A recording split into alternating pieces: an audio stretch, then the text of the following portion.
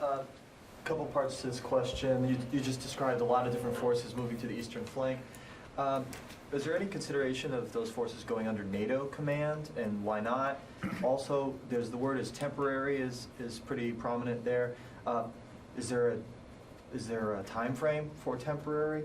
And is there any talk yet of the NATO rapid response, those U.S. forces getting activated? Okay.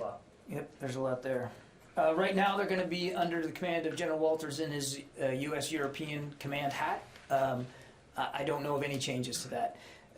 Temporary, I don't have an exact time frame on this. I want to remind you that they were already in Europe. They're simply repositioning elsewhere in Europe. I don't have a time frame on how long that repositioning is going to be, except to say that it'll be as long as we believe it's necessary, and the host nations, the new host nations that will be hosting these units are willing to continue to have them. So this will be a constant discussion with each host nation that they end up in about where they go, how long they stay, and what kind of training opportunities they're going to conduct. This is really all about reassuring allies and partners and demonstrating that in tangible ways. On your, I lost your third question, dang it.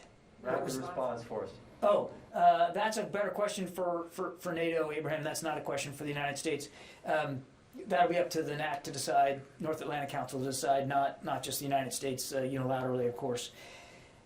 What I will tell you is that as you know, the Secretary has put on a shorter alert tether our contributions to the NRF, the NATO Response Force, so they are more ready to go if called upon. So while I can't give you any sorts of timing or certainty about whether the NRF is going to be activated, what I can tell you with certainty that is, if it is, our contributions to the NRF will be ready to go and will contribute fully. But they're still in the United States, correct? Correct.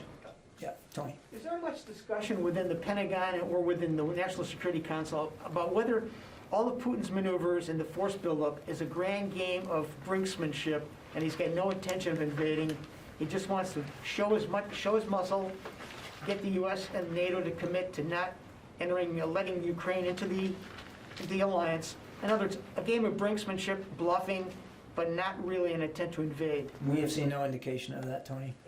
But let me ask you though, has it been groupthink here though? You're all thinking, just assuming he's going to do this? Or have you actually skeptically looked at whether this is just a bunch of BS brinksmanship, albeit on a grand scale?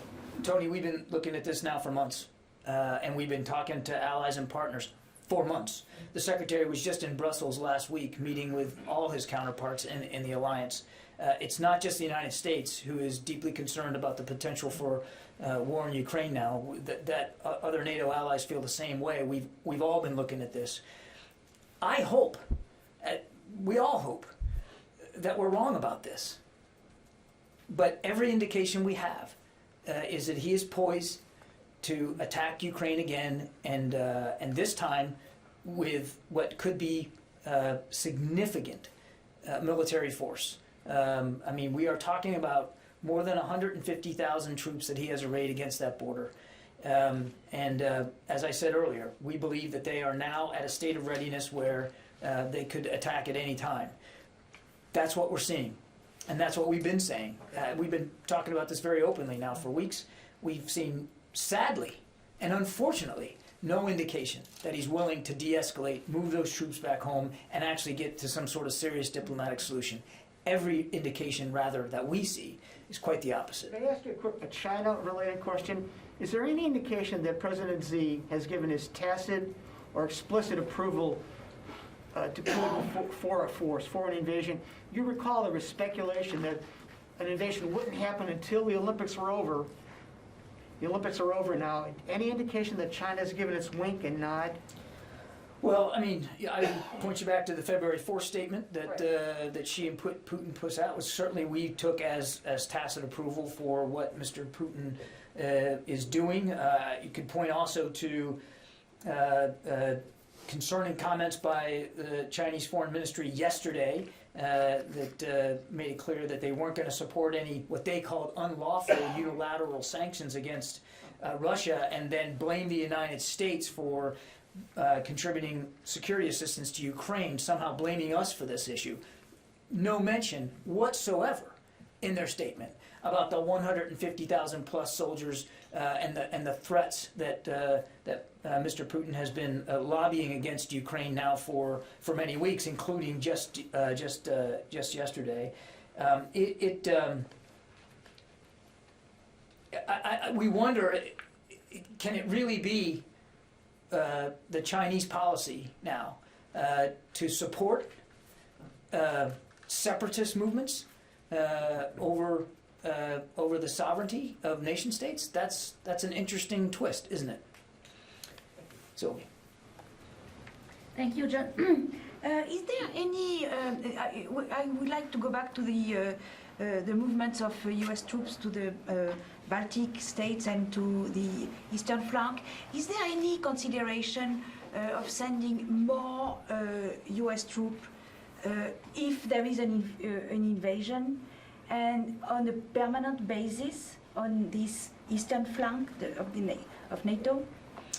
There's nothing. There's no expectation at this time, Sylvia, that we're going to move to more permanent basing on NATO's eastern flank. What we're talking about now are short-term, temporary, rotational redeployments, if you will. As for your first question, whether there's, I assume what you're asking is, are we going to send more troops from the United States to NATO's eastern flank? And Yeah. but I have no such announcements or movements to speak of today. But as I have said repeatedly, we're going to keep all options on the table. I'm not going to rule out that the Secretary might want to consider that should there be a need. We're looking at this day by day. And just yesterday, as you saw, we did reposition inside Europe, and there are lots of options available to us to continue to look for ways to reinforce that eastern flank. And but this will be temporary. You don't think about changing your posture in case of an invasion. Right now, we're focused on reassuring the allies, and we're going to be in constant contact with them and consultation about what that looks like and how you do that. Given the current tensions on the continent. It's too early to tell whether any of this is going to lead to some other longer-term posture changes. We're just not at that point right now. Barbara.